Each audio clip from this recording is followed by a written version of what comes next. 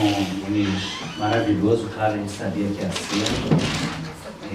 Eu vou passar então, eu quero fazer vários comentários, mas agora não cabe, e também para dar tempo de todo mundo falar com tranquilidade.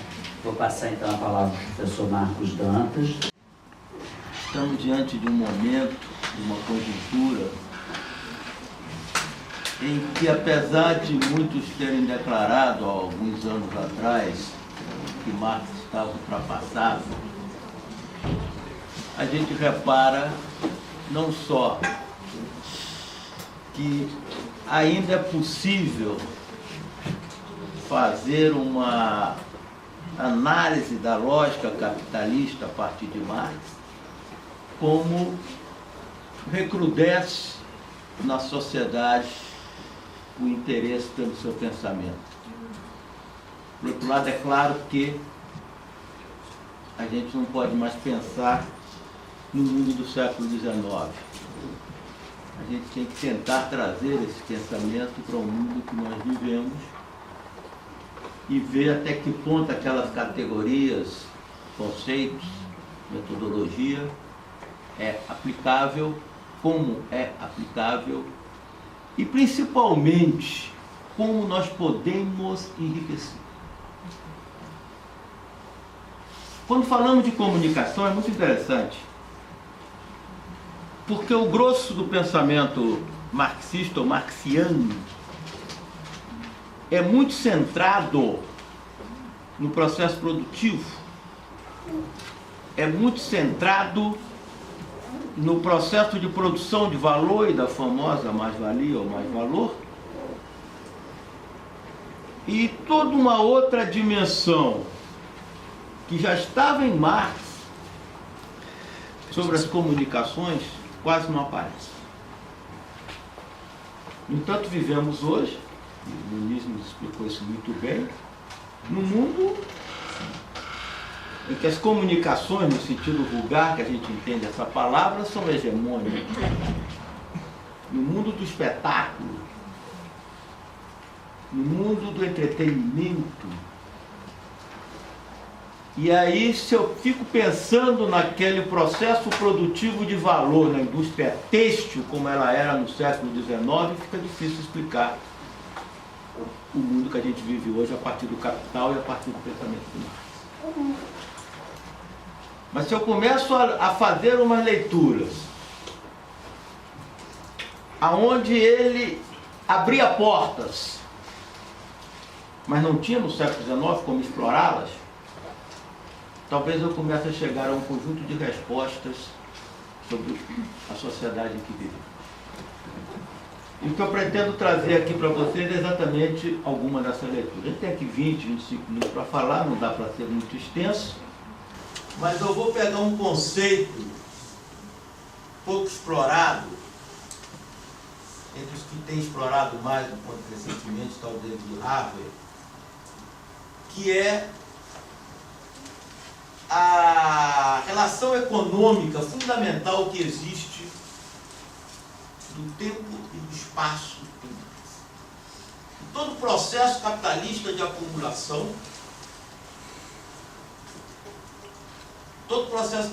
acumulação, busca a compreensão do tempo e espaço. Todo o processo capitalista de acumulação, porque a produção de valor se dá aqui, onde se convergem as forças produtivas e a força de trabalho. Mas enquanto este valor não é realizado, ele está produzido, mas a mercadoria não está vendida, esses fatores não podem ser pagos e a mais-valia gerada aqui pode ser corrompida. E aí nós temos todo um processo de ida e volta da mercadoria ou de ida da mercadoria para que o dinheiro retorne. E se esse processo começa a levar muito tempo, a mais-valia corrompe.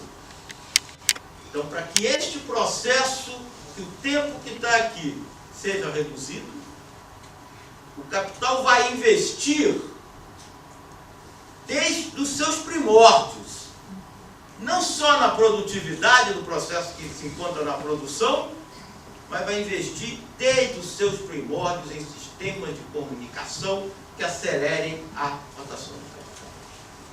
O capital, por sua natureza, portanto, numa medida totalmente distinta, busca anular o espaço pelo tempo.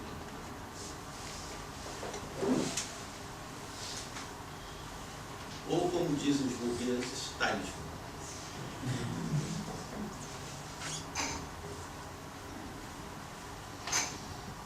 É dentro disso que se encontra um dos capítulos mais misteriosos do Capital, que é a seção 2 do livro 2, no qual Marx faz um conjunto de exercícios, eu diria até aritméticos, mas de árdua leitura, em que ele trabalha as condições de rotação do capital. No princípio, você tem um tempo de produção de algumas semanas, 2 semanas, hoje em dia minutos, mas na época dele era 3 semanas, 4 semanas, 5 semanas. E depois um tempo de realização que também podia levar semanas, porque a mercadoria sai da porta da fábrica e vai para o mercado qualquer, e ainda tem que esperar alguém interessado em comprar. Enquanto esse tempo está passando, o capitalista não está deixando de pagar o salário semanal.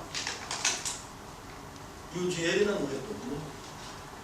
O capitalista não está deixando de remunerar um conjunto de fatores, manutenção, juros, compra de insumos, e o dinheiro ainda não retornou.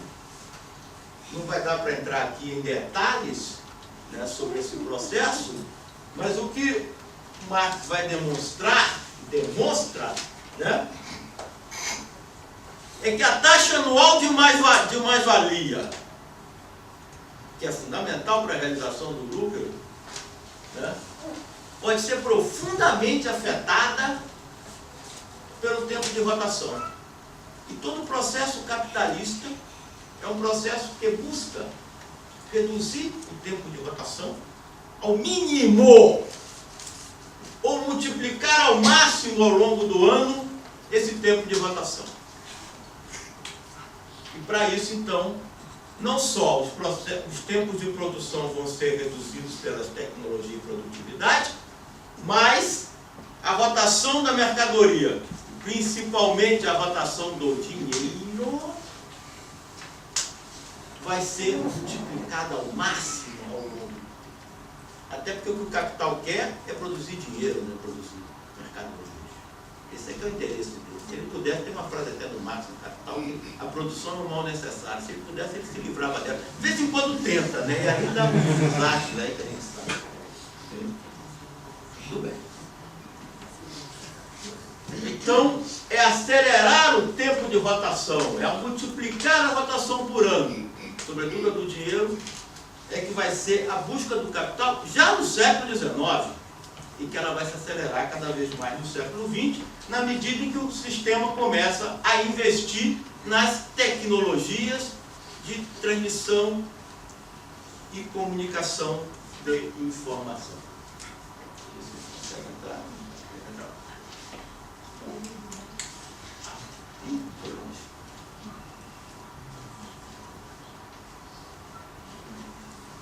E aí está lá no Capital. Existem ramos autônomos da indústria nas quais o produto do processo de produção não é um novo produto material. Não é um novo produto material. Não é uma mercadoria. Entre eles, economicamente importante, apenas a indústria de comunicação, seja a indústria de transporte de mercadorias e pessoas, seja de transmissão de informações, envio de cartas e telegramas. Transporte e informação no mesmo grande macro setor de comunicação. O que a indústria de transporte vende é a própria locomoção, é o próprio movimento. O efeito útil, a utilidade, o valor de uso, está indissoluvelmente ligado ao processo de transporte, ao processo de produção de transporte. Só é consumível durante o processo de produção. Ele não existe como coisa útil distinta do processo, que só funcione como artigo de comércio depois da sua produção, que circule como mercadoria. E aí tem uma fórmula que está lá no Capital, em que desaparece o M' ou o ΔN. O investidor na comunicação adquire os meios, trabalho, recursos, né, tecnologias para produzir a comunicação, e isso se transforma diretamente em mais valor e mais dinheiro. Não há produção de mercado. Está lá tudo. Passa muito desapercebido. Hã?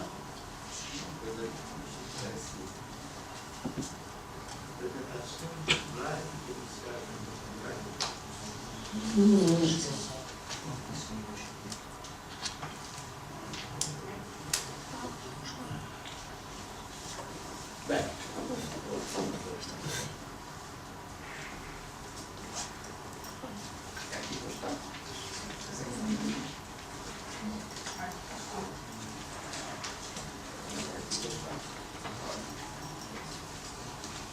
então,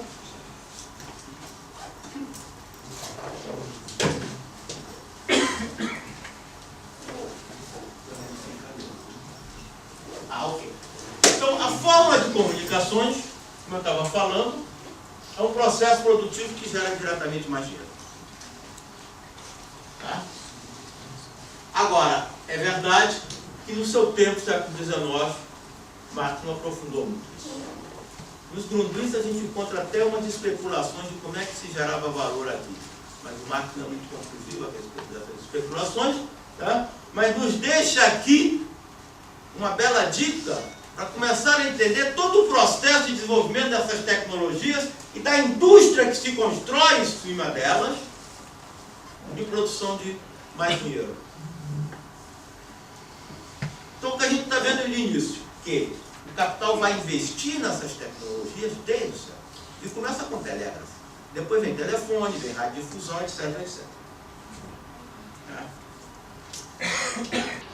E aí, vai chegar nos nossos tempos atuais, em que a gente hoje tem todo um sistema, e o Muniz me ajudou muito no que ele colocou, em que a gente hoje tem todo um sistema financeiro que busca exatamente rotar o dinheiro, rotar o capital dinheiro, investindo nas plataformas digitais, Facebook, Google, Amazon.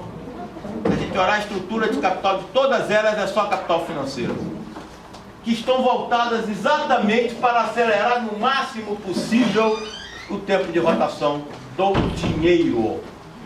A gente faz qualquer negócio numa plataforma dessa, compra qualquer coisa, vê um anúncio, o que for, imediatamente o dinheiro já circulou.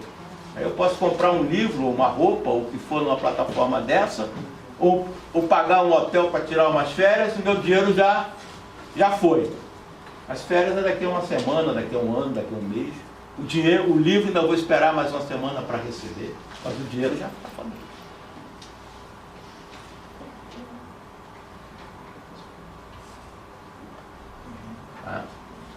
Tudo bem.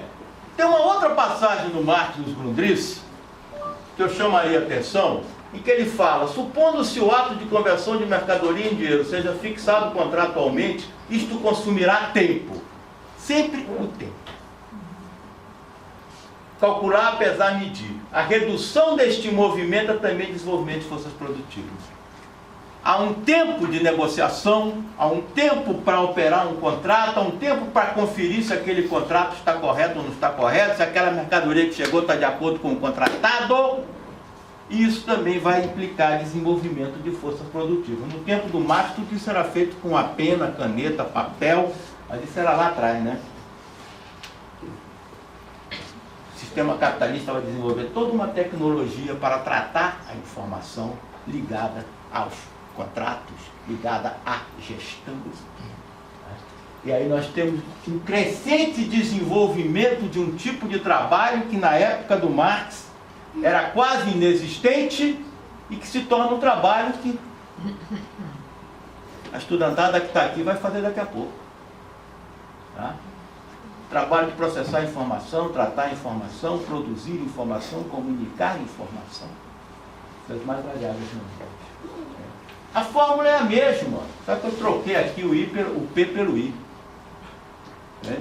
você produz mais dinheiro diretamente sem produzir uma nova mercadoria. E esse movimento já está colocado no capitalismo desde o início do século XX. Com os grandes escritórios de engenharia, com os grandes escritórios de burocracia, ficava dezenas e dezenas de pessoas fazendo datilografia, fazendo conta com maquineta mecânica de faturar. Entende? É esse movimento que o sistema capitalista desenvolve ao longo do século XX para processar informação e comunicar informação, que vai ser substituído a partir da Segunda Guerra Mundial e principalmente a partir do final do século XX pelas máquinas que processam, calculam, desenvolvem informação. Você tem aqui uma eliminação de uma grande parte de tempo de trabalho com os trabalhadores junto, substituído por máquinas informáticas. E agora, hoje eu estava lendo no jornal que tem uma empresa que está desenvolvendo um sistema em que as câmeras, num campo de futebol, Nunes, as câmeras registram as imagens, algoritmos processam as imagens, e depois aquelas imagens são selecionadas como os melhores momentos, e esses melhores momentos então vão para os smartphones ou para as telas de televisão da audiência. Ou seja, você está eliminando aí o diretor de TV, o cameraman, um bando de outros trabalhadores, substituindo-os por algoritmos. Só vão sobrar aqueles trabalhadores que sabem fazer algoritmo.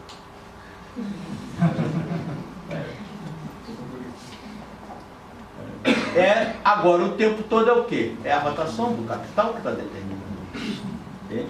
Agora, esse campo aqui, nós vamos ter que falar isso claramente.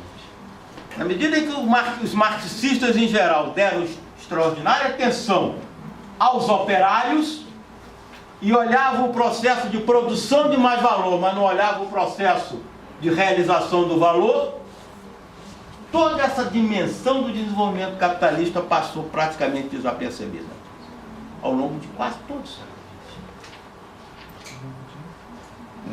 Muito bem. Então o que a gente está concluindo? Quanto mais as metamorfoses de circulação forem apenas ideais, quanto mais o tempo de circulação for igual a zero, ou se aproximar de zero, tanto mais funciona o capital, tanto maior se torna a sua produtividade e autovalorização. Não, essa conclusão não é minha, não. Não existia internet. E nós já estávamos vendo, o Marx já estava vendo o sistema caminhando para o tempo zero.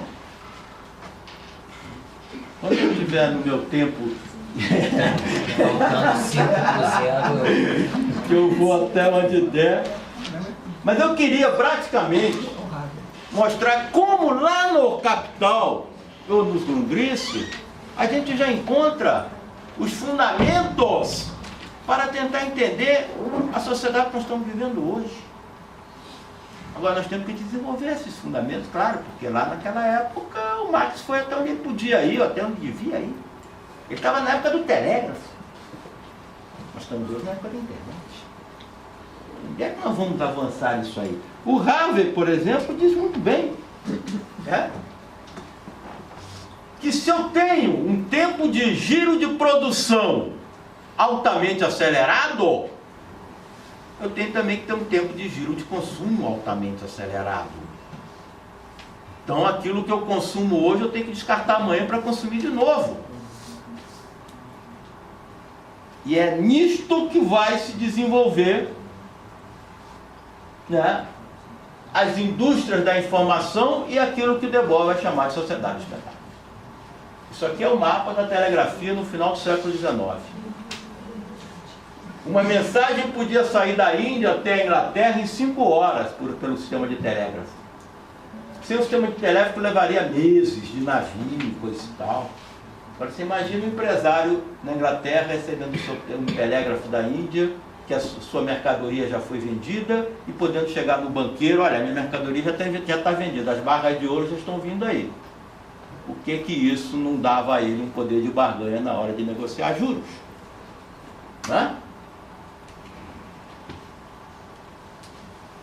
o telégrafo tinha os suas limitações, e a partir do início do século XX, o sistema vai desenvolver novas tecnologias, entre elas, muito importante, o rádio. Só que o rádio não servia para o comércio, porque era uma tecnologia que todo mundo falava, todo mundo escutava. Como é que eu vou fazer negócio com todo mundo falando, todo mundo escutando? E é num processo que não dá para entrar em detalhes aqui, mas está claro, tem alta literatura a respeito, que o sistema capitalista vai descobrir que o rádio tinha uma outra funcionalidade muito interessante, que era a funcionalidade da publicidade. E para que a publicidade?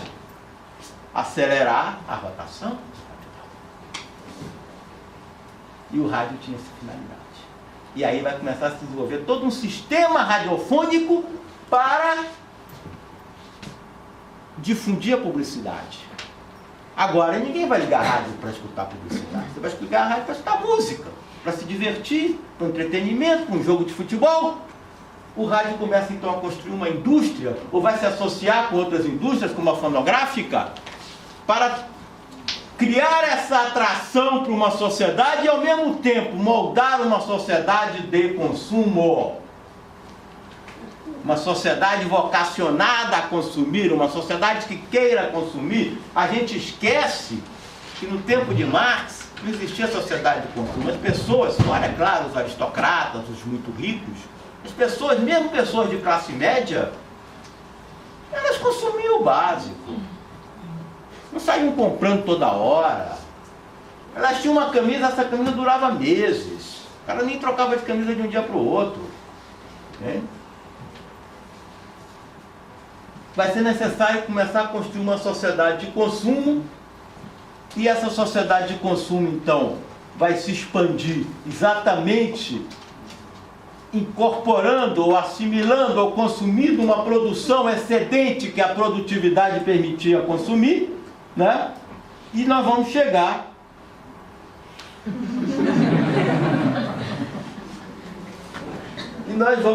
então, ao mundo que nós vivemos hoje, o mundo da estética da mercadoria. Estética da mercadoria, qual é a definição de mercadoria em Marx? É um objeto externo que satisfaz as propriedades, as necessidades humanas de qualquer natureza. A natureza dessas necessidades, se se originam do estômago ou da fantasia, não altera a coisa. A gente não quer só comida, a gente também quer diversão e arte. Então também já estava lá em Marx que a mercadoria não é só aquilo que vai atender a sua necessidade básica. Não. O brinco, o batom, a roupa bonita, o som, o quadro, as necessidades da fantasia humana também são mercadejáveis. E a partir daí a gente pode entender que a mercadoria pode ser funcional ou instrumental, mas ela também pode ser estética ou pode ser as duas coisas juntas. E vamos ter um conceito em Marx que é muito importante para entender o mundo de hoje, que é o conceito de valor de uso. Mas é importante para entender este mundo de hoje distinguir o valor de uso que o Marx via, que era aquele valor de uso que ele usa muitas vezes essa expressão no Capital, aniquilável. A comida é aniquilável, você compra, acabou. A roupa, dali a pouco, ela também vai se desgastar. As máquinas se desgastam, mas tem uma mercadoria que Marx não trata dela, que é aquela mercadoria semiótica, essencialmente estética, que no tempo do Marx não era mercadoria. A música, o teatro, o romance, isso não era mercadoria. Quem vivia disso, vivia um pouco à margem ali, vivia na base do mecenas, tinha que escrever em jornal, para depois poder fazer o que eu quero fazer, entende? Então, para esse tipo de mercadoria que eventualmente nem se extingue, essa aqui se extingue. Mas a filosofia de Aristóteles a gente lê até hoje, como a de Marx do século XIX.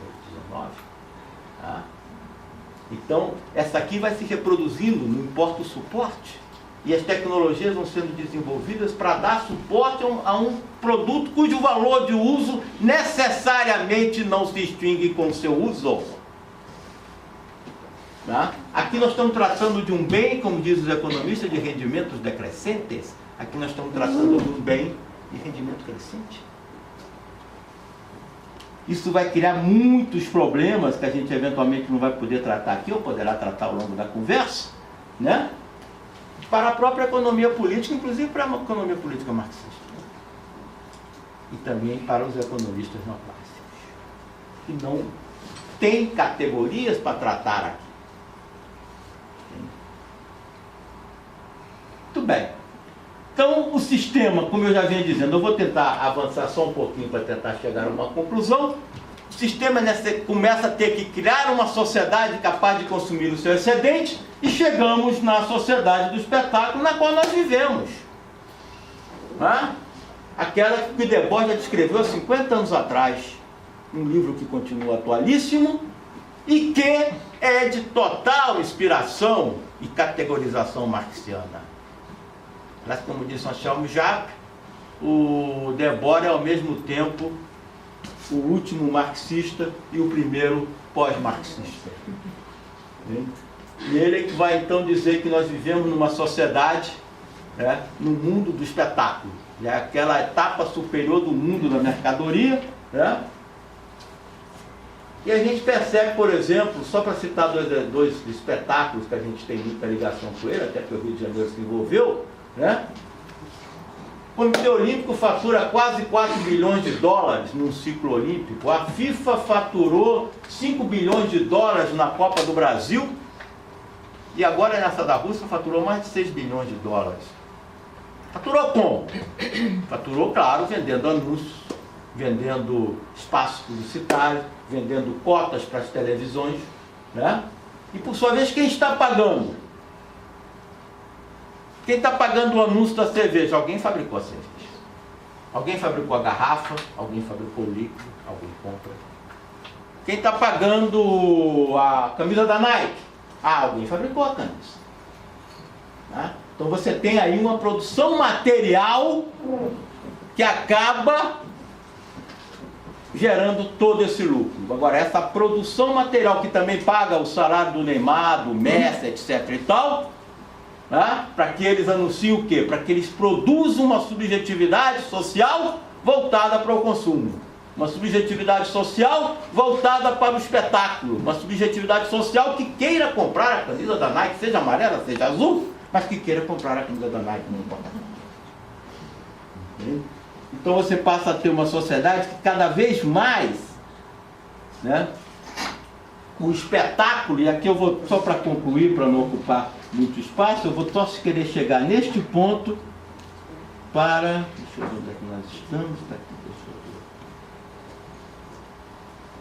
Para que a gente... não, mas aqui tem um detalhe muito interessante. Só 2 pontinhos, aí eu peço um pouquinho de paciência para vocês.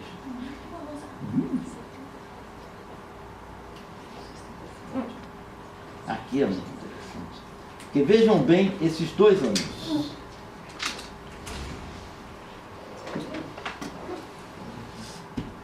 As mercadorias do século XIX se diferenciavam basicamente pelo preço. Não havia muita diferença formal entre elas.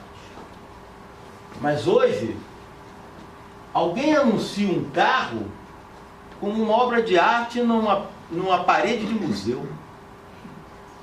Alguém anuncia... Olha, isso aqui é uma privada. Está aqui. Não se trata de um desenho se elege que seja único.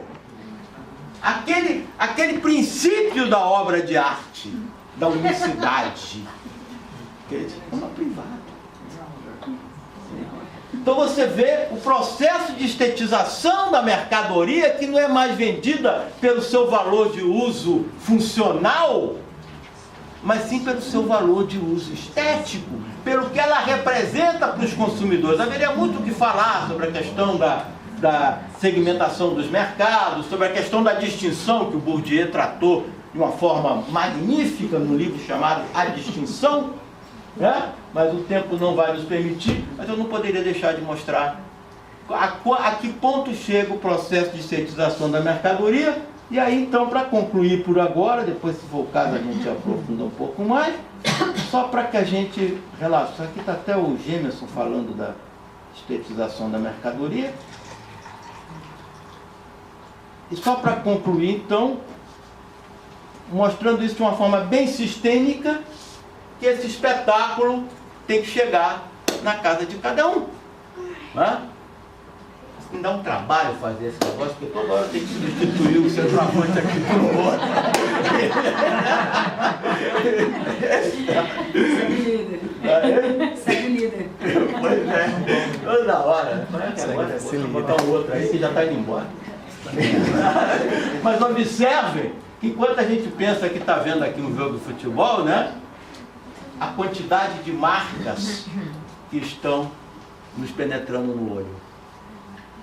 Que estão nos vendendo algo, que estão nos atraindo para o consumo. Então, o que eu queria deixar aqui registrado para início de conversa, né, é que esse desenvolvimento dos meios de comunicação, ou mídia, como a gente chama, ele está profundamente enraizado numa lógica capitalista de acumulação. Ele começa lá atrás, com o capital pressionando a aceleração da rotação, a multiplicação da rotação do dinheiro, da rotação anual do dinheiro, né? E para isso precisando criar uma sociedade de consumidores, precisando criar todo um sistema que, claro, tem a sua vida própria, é investimento de muita grana, capital financeiro por trás disso. Todas as grandes corporações midiáticas são controladas pelo capital financeiro, tá? E nós aqui somos os consumidores e, de certa forma, também contribuímos ao assistir, ao digitar os nossos dados nos smartphones, mas é uma longa conversa que eu espero ter conseguido mais ou menos dizer o que eu gostaria de dizer. Muito obrigado a todas e todos.